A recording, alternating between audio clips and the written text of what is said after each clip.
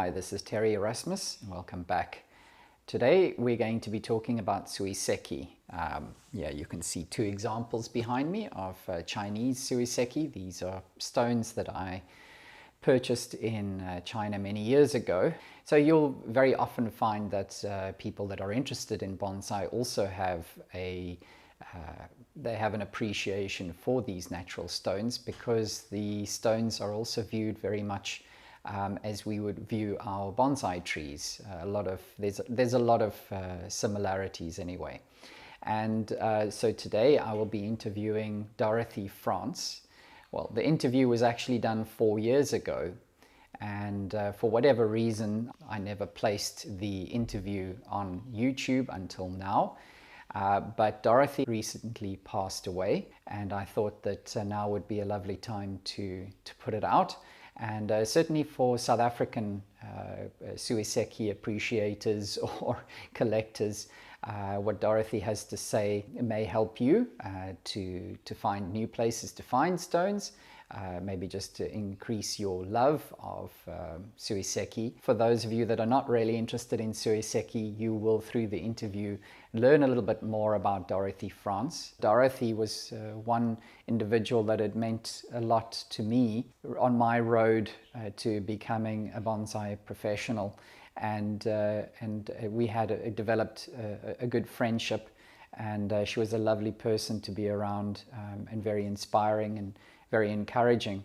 And so I'm very happy that I did seize the opportunity. She didn't, of course, agree at first, was a bit reluctant, but I'm so glad that she agreed. And now it is my pleasure to present to you the following interview. Hi everybody, you're with Terry, and today I have the privilege of being with Dorothy Franz, who in the area where we are in Cape Town, Dorothy needs no introduction, but in case you don't know her, I thought maybe before we get started, because today we're going to be talking to Dorothy about her love of Suiseki, but maybe just a little bit about yourself first, Dorothy. Well, I started bonsai when I was about 19. Then I got married and moved to a different town. And the few little seedlings I had that I thought were wonderful just died.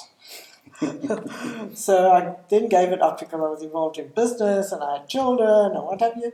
And then when my kids were about 10, I decided, no, I must go back to this. This I'm going to do. So then I got involved more in bonsai. And eventually I joined the club and I became the president several times, and I was a club secretary. And because of my interest in bonsai, I was going to conferences overseas. And I went to a conference in Caen, which is on the west coast of France. And it was in a beautiful old castle. The lighting was dreadful because it was dark and had these long, narrow windows. But in the foyer, there was this whole collection of stones. And I'd never seen them before. So I started asking questions. They told me, no, they came from the Italian Alps. They came from Liguria, and I must speak to Maria. She's the person I must speak to. So I went off to speak to Maria, and then she told me, no, it's part of a Japanese Oriental art form, and she gave me a bit of information about that. So then the next thing we did, we went to a stone convention in China. And this was for the opening of a new stone pavilion. And because it was just after Tiananmen Square, like a year after, they were trying to attract international visitors. Yeah. So they made a huge fuss about us. I mean, our hotel was at the bottom of the hill, and the garden that they were opening and the pavilion was at the top of the hill. And they came to fetch us in golf carts. And they had children lining the whole way up, both sides, all beautifully dressed in white, with flags of all countries, waving them and saying, welcome, hello, welcome, what have you. Yes. And then as we approached the pavilion that they were going to open, this big military band started, but they didn't know any Western songs. So the first song they played was Old Lang Syne. And the second song they played was Happy Birthday to You. So it was very fun. But I then just tried to find out a little bit more about it, and that's really how I got involved. But now you mentioned we a few times, Yeah, and obviously you're referring to he your was late husband, always Ziggy. very interested in Oriental art. He collected Oriental art even when I met him. So that was right up his street. Yes. And so he, encouraged, let's go to all these conventions. Yeah. And I mean, we went to one in China that was so huge, I can't believe it. They had stones everywhere. They had a rugby field with people lining either side of that field, right round, little kiosks selling stones. Wow. And then in the middle, they had the people that hadn't actually paid for their little kiosk, I think. And they were just ordinary merchants that arrived with a trestle table and a chair, and they slept there under the table, and they had stones. So there were stones everywhere. They had a flat bed with a crane where they had brought in stones for gardens. And I mean, it was suspended on this crane, this enormous stone. And I thought, how are they getting it done? But they had actually built a jeep track to the top of the mountain to bring the stone down. Wow. And then they decided they would put it at the entrance of the Shanghai Stone Pavilion. And a huge big thing. So it was actually quite strange. So your introduction to Suiseki was rather by accident then? Totally by accident. Okay. I mean, I knew nothing about it. So you kind of stumbled upon it. Yes, and they kept calling it Suiseki, and I later found out that Suiseki is actually a Japanese word. Yes. Meaning water stone. Yes. It's not a Chinese word or anything. Yes. And there was huge debates at this convention on what they must call these stones. Yes. The Americans wanted to call it natural stones. Some people wanted to call it artistic stones. Some people wanted to call it gonshi, which means table stones. Other people wanted to call it spirit stones. Then there was beautiful stones. Then there was scholar stones. All this big debate, and I don't think anyone has settled anything because most people still call it Suiseki. Yeah, and I think they probably all realise that we're talking about the same thing. Yeah, except of course they're not water stones essentially because the Chinese and other Oriental countries don't only take water stones; they take stones that have been, polished and so on by wind and sand, and they're actually dry stones. Okay. So so you can do what you want. Yes. Okay. That's the best part. All right. I guess one of the questions that and you were just before we started with the video, you were telling me how about your experience or ordeal of importing stones from overseas and bringing it through South African customs, which was rather a unforgettable experience, to say the least. But so if somebody, I mean, I have my knowledge of the appreciation of natural stones is somewhat limited. But if you were to try to explain to somebody who saw these stones, for instance, in your house, what would you say to them if they were to ask you why do you like them? What is it about stones? Well, if you go according to the rules in Oriental country, because they have competitions even, so they have to have rules. Okay. To me, how do you judge a stone? I mean, it's impossible. They insist on the stone has to be very hard, so it has to have centuries behind it, because the stones on Table Mountain sandstone is useless. Right, so it has to be very, very hard. They prefer darker colors, although they accept brown and other colors, but they prefer dark black colors.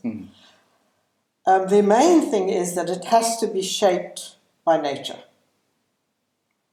You can't go and take a Dremel and make the grooves a little bit deeper or what have you. Yeah. You can't just cut the stone at the bottom because it makes it easier to mount. That to them is a no-no. So it must be found naturally flat. It's not a no-no in America. They just cut the bottom, make it flat. And so this is in China or Japan? This is according to the criteria of Suiseki. Okay.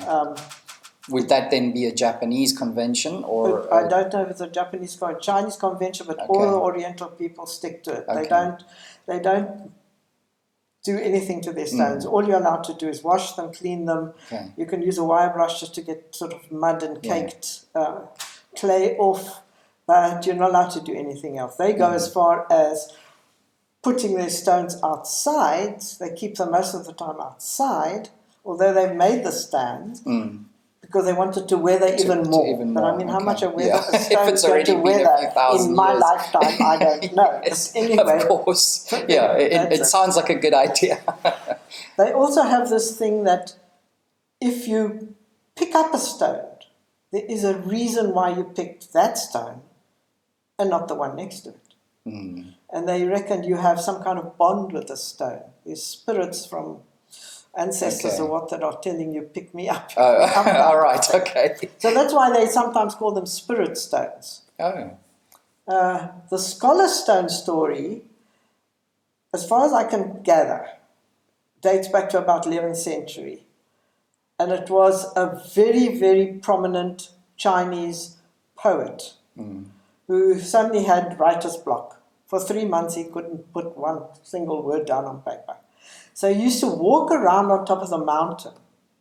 And one day he turned round a bend, and in front of him he saw this amazing, amazing big stone. And he couldn't take his eyes off it. And all of a sudden words came into his mind. And so he bowed to this stone. And he called it my master, my teacher kind of thing. And he picked up a little stone next to it and brought it back and put it on his solace table. And from then on, calligraphers, painters, everybody else had a stone on top of their table because it's now. Now, is that the earliest sort of documented? Earliest documented thing we can find.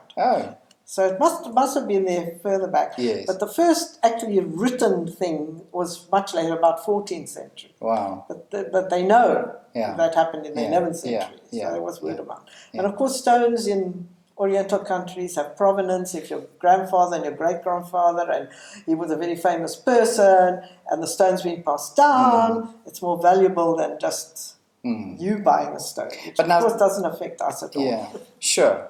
But now some of the stones, they can resemble or remind somebody of something. So you find a stone that is hard enough to start with, preferably in a dark color.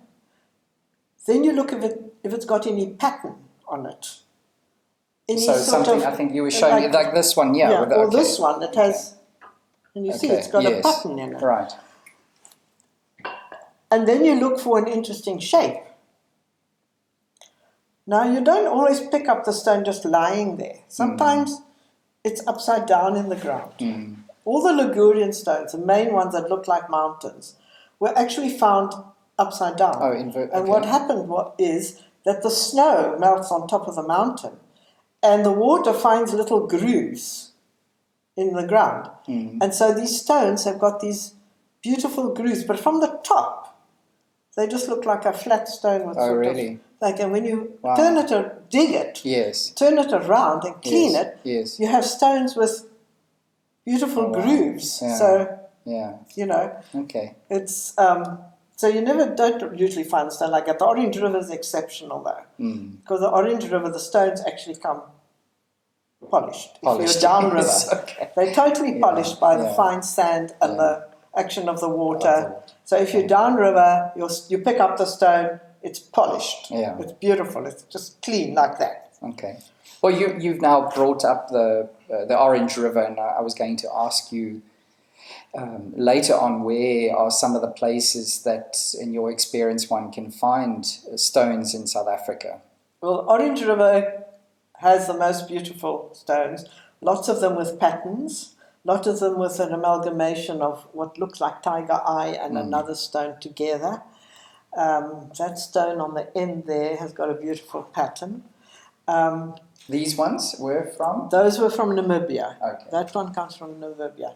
In the veld, of course, you find more drier stones. Yes. So you usually have to clean them. And the worst thing is that everything in South Africa is fenced off. And so you actually have to go knock on doors and say, do you mind if we go down to the river and look for some stones? Because you're not really allowed to just pick up stones.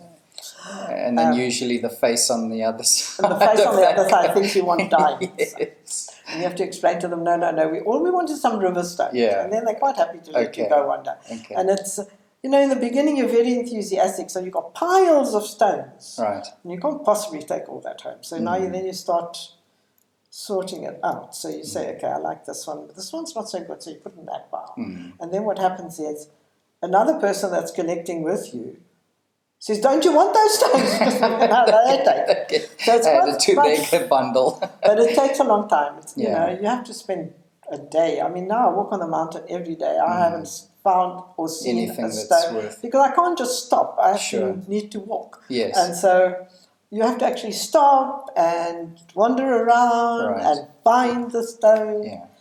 And then the best part is to decide how you're going to mount it. Because everybody has their own idea. Some people want to mount it this way, and some people want to mount it that way, and some people... The one thing is that they don't like stones that have more than one flat side. For some reason, it's too geometrical for them. So try and find a stone that doesn't have more than one flat side. What else do they like to... Patterns they like, the surface textures they like, if it's different...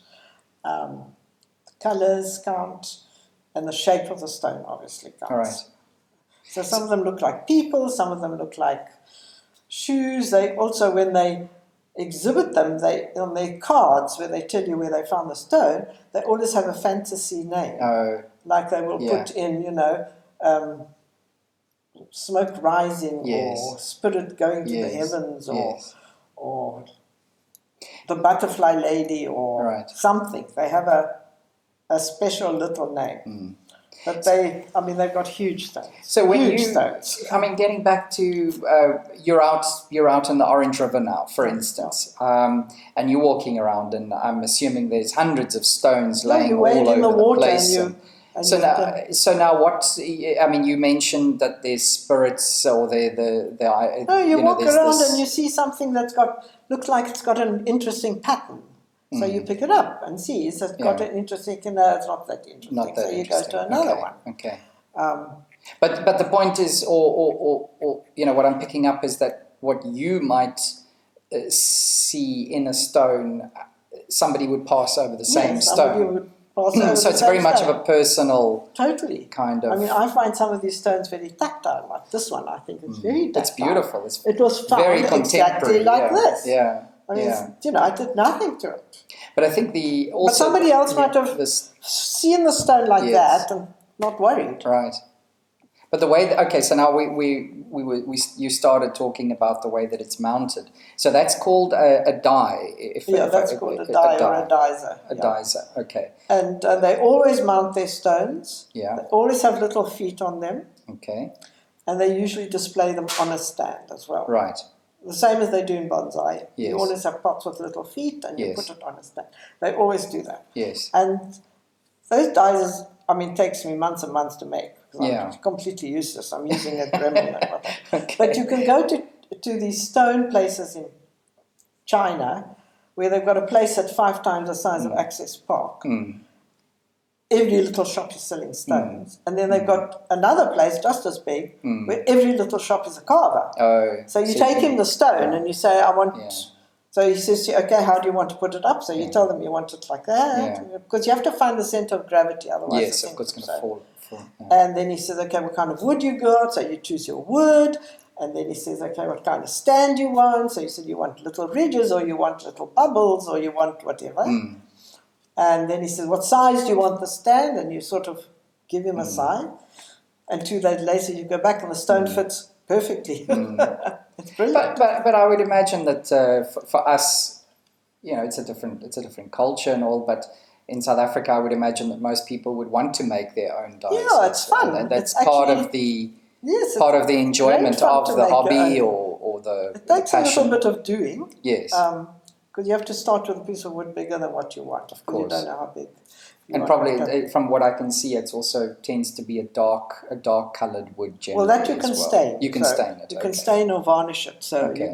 you can do the wood the colour you want. Right. They do that as well. They stain or varnish it. So that's not a problem. Yeah. The problem is to get the centre of gravity absolutely right, and to get it that it's fitting around the base with no gaps. No big gaps. Yeah. That's the problem. Yeah. So I can see where the skill comes in. You have to. Yeah. So if you're a real woodworker, you do much better than if you're just a got an advantage. Yes.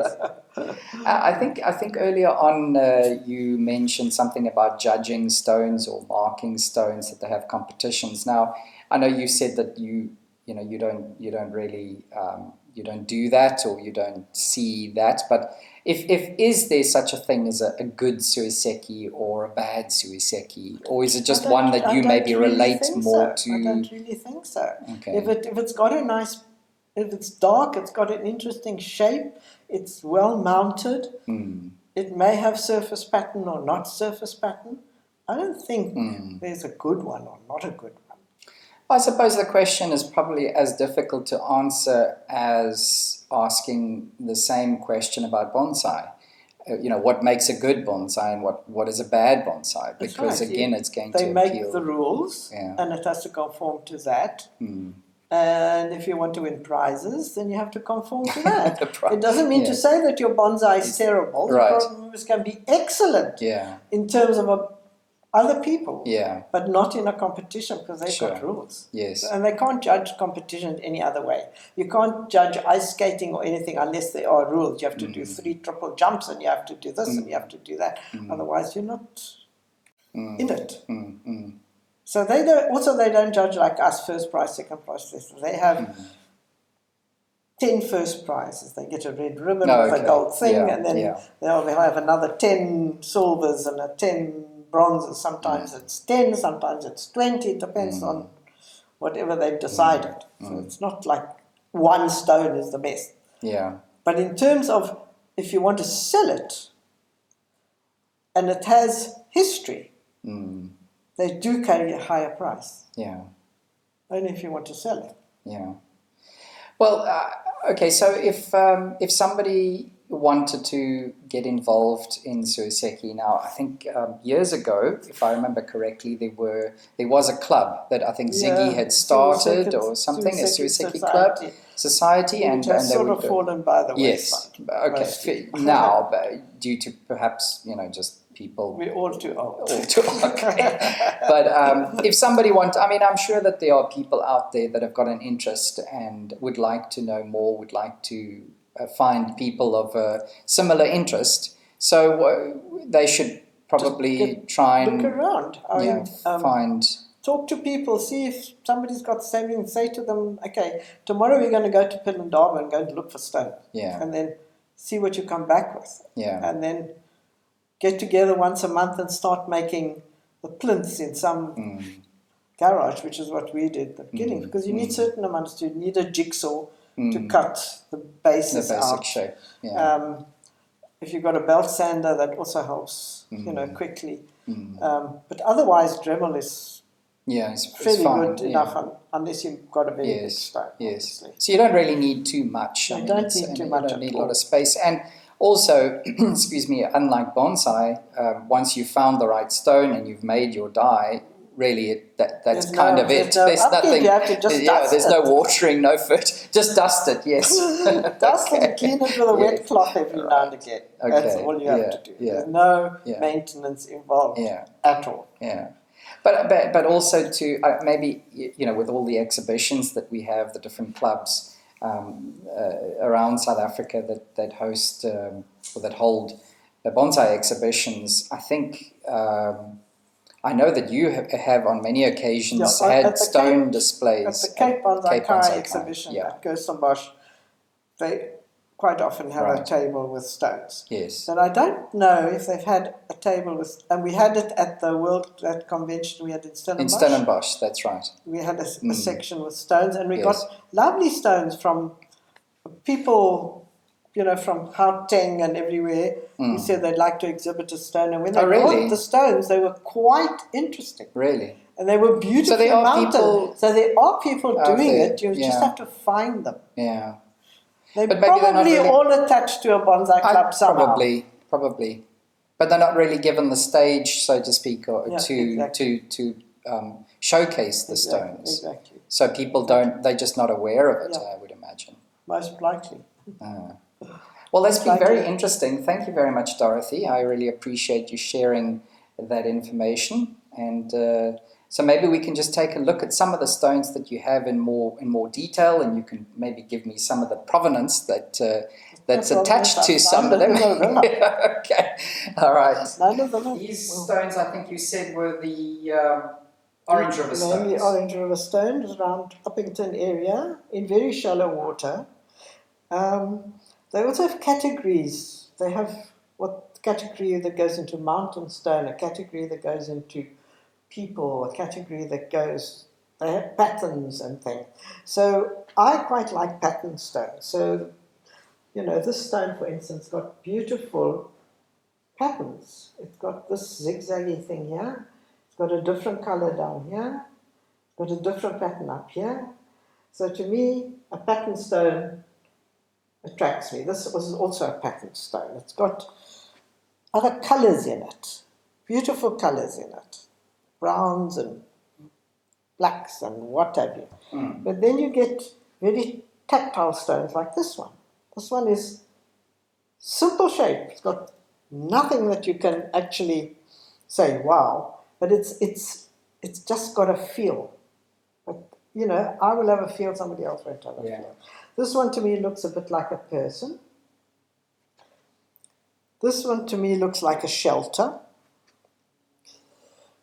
This one to me looks like a flame rising, but as I told Terry, my friend came along and said it looked like a shoe because I should have mounted it this way.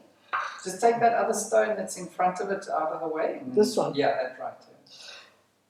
He said, why didn't you mount it this way? It looks like a lady's shoe. Yes. Well, I'd never ever thought of it as a lady's shoe.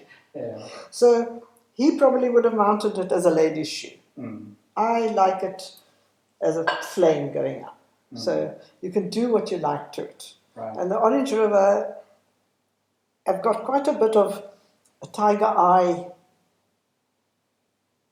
in it. Because if you look at the browns, if you look at this one, this almost definitely looks like tiger eye. Yes. But it might not be. But how long it took for these two colors to fuse, and to fuse in an absolute level like this, I don't know, but it's interesting. For me, it's interesting. This one's got a sort of a bluey hue to it, which must be some other semi-precious stones. Semi-precious stones don't count. Sure. They belong to a completely different group of stone collecting. Okay. And polished stones also belong to another group. If you sit and polish them, like a lot of the chrysanthemum stones are polished. Yes. So they shine and they look beautiful. Yeah. But that's a different, totally different thing. Yeah. So all those stones that you were showing us, these all came from the same, from the more or Orange less, River, not necessarily from the same spot. But more or less from the Orange, no, not necessarily from the same spot, but all around Uppington. Okay. Because that's the only place I've managed to get onto a farm. Okay. So Dorothy, the next stone that you wanted to show us is... Well, the Spellendava stone is quite different from the Orange River stones. Orange River stones have all been formed by water and fine sand coming down the river. The Spellendava has obviously been formed by wind and sand, so it's a totally dry stone. It's completely different to the Orange River stones. Yes. Now this one in Japan I don't think would be accepted, sort of, because they like water stones, but certainly accepted everywhere else. Okay, Dorothy, just tell us again where these... Okay, these came from Namibia, just above where the Orange River goes through Namibia, in that area. There's a very big dry area. And you find a lot of this kind of stone, quite a lot. So it looks like it's some lava with some iron that's been deposited on the top. I don't know, but they're all flat like this at the bottom, which is quite interesting. And it helps you a lot with making a stand for it, obviously. It's got texture in it, yes. But to me, I way prefer this kind of stone. Because to me, this has got some kind of a feel. And it's rounded, not sharp angles. Yes. And so I like the stone better. And this one's got a different kind of texture. It's got little bubbles on it and all sorts of other bits and pieces. So, find a stone you like, find one that talks to you and take it home. Make a stand for it. That's it. Okay, so you were telling me the significance behind the stone that we're looking at now, Dorothy. This stone came from a collection of stones sold at Christie's in London. I think there were 5 or 6 what they called scholar stones. And the owner was, if I remember correctly, a German. And this is one of them. So it's a scholar stone. It's a scholar originally stone. Coming from. That's what they called it. Okay. And originally coming from China then. Yeah, must have. Okay. So tell us a little bit about this stone. Okay, this stone we bought in Boston. We got to know the name of a lady in Boston through Mr. Willie Benz, who's a big stone collector. He's got a stone exhibited in Berlin, in Stuttgart, in Heidelberg, everywhere. And her name was Cayman Hu, and she invited us to come and look at her stones. And she had her basement, was full of stone, and she also ran a little stone group, which she invited us to the meeting, which was very interesting. And then we discovered that the stones come from China, and her father and her grandfather have collected stones over many years. And there's even a little stone pavilion in the garden that has only got stones that belong to her father and her grandfather, so they had a little bit of history behind it. And we wanted this stone quite badly because we thought it was such an interesting stone. But to bring it to South Africa by DHL was like astronomically expensive. Yes. So there was a lot of a negotiation going on. And in the end she says, "Don't worry, I'll get it to you." So he said, "Well, if you can get it to us, that's perfect." Yes. And it arrived by DHL in a box. I don't know how she got it to us, but she did. Sure. And it's quite an interesting stone because you can feel yourself walking through all these caves. Now, is this the stone the type of stone that you were talking about that you find upside down where the water's trickled through in a row? No, they are mostly Italian stones. Oh. These stones have been... Water has formed these holes. Yes. But if you walk on Table Mountain, you see lots of stones with holes in them. That but the water over the years has done it. Usually with a pebble or something else that's moved around. Sometimes, and sometimes they're just beautiful. They just got holes in them. So what is the significance of this stone, Dorothy? Oh, really? The name. Well, the name. It's a Lake Taihu stone, which is, and it's much lighter than what you expect a stone to be. Yes. Yeah, because you said earlier on that they prefer dark stones. Yes, exactly. So is this one of the exceptions? It's quite interesting because of that. But you can see all sorts of things in it. If you look carefully, you will sort of see faces and you will see all sorts of odd things coming out of everywhere. Right. It's just such an interesting stone. And there's probably, I think you said before, while we were trying to find the front of the stone, you said you could actually view it from many different angles, which is true. Maybe that's good. Maybe you want to turn it a bit more the other way. And that's how that person mounted it. Maybe it looks better the other way around. I don't know. But you often go up on the mountain and you see a rock and you say, "Look at that rock. It looks like a tortoise." Or it looks like a elephant. Or it looks like something.